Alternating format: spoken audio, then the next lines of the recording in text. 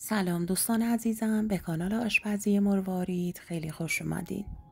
مواد لازم برای تهیه برگه زردآلو. برای 2 کیلو زردآلو احتیاج داریم به 1 قاشق غذاخوری جوهر لیمو، 5 لیوان آب و 2 لیوان شکر.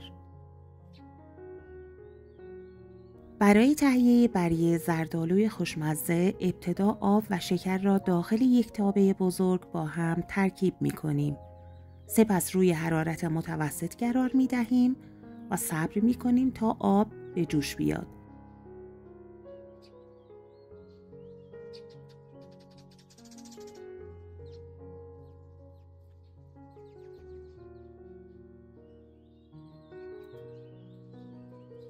هسته زردآلوها را جدا می کنیم. حتما از زردآلوهای با کیفیت استفاده کنید.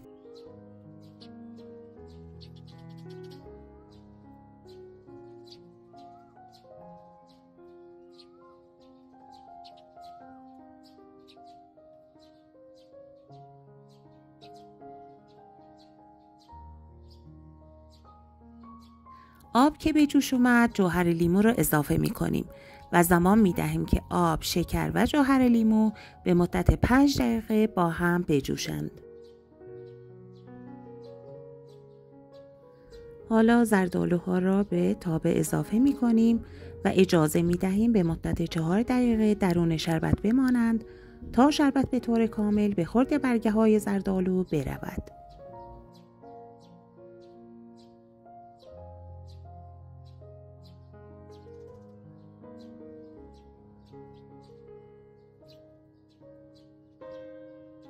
پس از گذشته 4 دقیقه حرارت زیر تابه را خاموش می کنیم و اجازه می دهیم زردآلوها چند دقیقه دیگر درون شربت بمانند.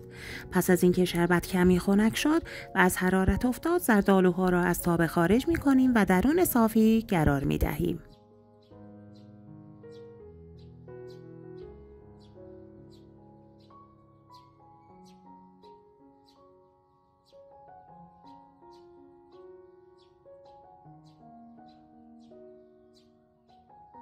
پس از اینکه شربت اضافی برگه های زردآلو خارج شد، آنها را درون سینی یا آبکش فلزی میچینیم و جلوی نور خورشید قرار می دهیم تا آماده شوند. توجه داشته باشید که در این مدت به طور کامل مراقب برگه های زردآلو باشید تا زیادی خشک نشوند و همچنین روزی چندین بار باید زیر و رو کنیم تا برگه های زردآلومون هر دو طرفش خشک بشن. در پایان برگه های زردآلو را بسته بندی می کنیم و درون یخچال قرار می دهیم. در صورتی که بخواهیم برگه های زردآلو را برای مدت طولانی نگهداری کنیم، بهتر است به اندازه هر بار مصرف درون پلاستیک فریزر قرار دهیم و در فریزر نگهداری کنیم.